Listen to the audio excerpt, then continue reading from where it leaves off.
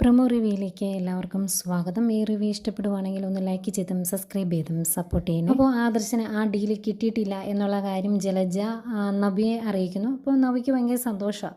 അന്നേരം അതിൻ്റെ കൂടെ ജലജ പറയുന്നുണ്ട്, അവൻ വിജയശ്രീ ലാളിതനായിട്ട് തിരിച്ചു വരുമ്പം ആഘോഷിക്കാൻ വേണ്ടി കാത്തിരിക്കുവാണ് ഇവിടെ ചിലർ, നിൻ്റെ അനിയത്തി ഉൾപ്പെടെ. ഏതായാലും അവരെല്ലാം കരയുന്നത് നമുക്ക് കാണാം.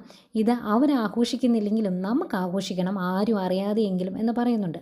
അത് കഴിഞ്ഞ് നവ്യ നയനയുടെയും ദേവേനയുടെയും അടുത്ത് ചെല്ലുന്നുണ്ട്. എന്നിട്ട് പറയുവാണ്, ആ ഡീല് നമുക്ക് കിട്ടാൻ വേണ്ടി മുത്തച്ഛൻ എല്ലാം ചെയ്തിട്ടുണ്ട് എന്നാണല്ലോ പറഞ്ഞത്, അപ്പം നമുക്ക് തന്നെ കിട്ടിക്കാണും അത് എന്ന് പറയുമ്പോഴത്തേക്കും ദേവേനി പറയുവാണ്, അങ്ങനെ കിട്ടരുത് എന്നാണല്ലോ നിൻ്റെയും നിൻ്റെ ഭർത്താവിൻ്റെ അമ്മയുടെയും എല്ലാവരുടെയും ആഗ്രഹം. അങ്ങനെ അതിനുവേണ്ടിയല്ലേ നിങ്ങൾ പ്രാർത്ഥിച്ചത് എന്നൊക്കെ ചോദിക്കുമ്പം നവ്യ പറയുന്നുണ്ട്, ഞങ്ങൾ പ്രാർത്ഥിച്ചതിനേക്കാൾ കൂടുതൽ നിങ്ങൾ പ്രാർത്ഥിച്ചല്ലോ, വ്രതം നോക്കിയല്ലോ, അപ്പം നിങ്ങൾ പറയുന്നതല്ലേ ദൈവം കേൾക്കുള്ളൂ എന്നൊക്കെ ചോദിക്കുന്നുണ്ട്. അത് കഴിഞ്ഞ് അവരകത്തേക്ക് വന്നിട്ട് ജയനോട് ചോദിക്കുന്നുണ്ട് എന്തായി എന്ന്. അന്നേരം ജയൻ പറയുവാണ്, ആ ഡീല് നമുക്ക് കിട്ടിയിട്ടില്ല എന്ന്. അന്നേരം ആകെ വിഷമിച്ച് തളർന്നു ഇങ്ങനെ സങ്കടപ്പെട്ട് നിൽക്കുന്ന ദേവയാനിയും അതിലേറെ സങ്കടത്തിൽ നിൽക്കുന്ന നയനയും കാണിക്കുന്നുണ്ട്. സാധാരണഗതിയിൽ ഈ സീനൊക്കെ കാണുമ്പോൾ നമുക്ക് ഇത്തിരി സങ്കടവും വിഷമമൊക്കെ തോന്നേണ്ടതാണ്. പക്ഷേ ഇവിടെ നയനയുടെ വിഷമം കാണുമ്പോൾ ഭയങ്കര സന്തോഷമാണ് നമുക്ക് ഫീൽ ചെയ്യുന്നത്, എനിക്ക് ഫീൽ ചെയ്തത്. ഏതായാലും ഇതൊക്കെയായിരുന്നു പ്രൊമോ.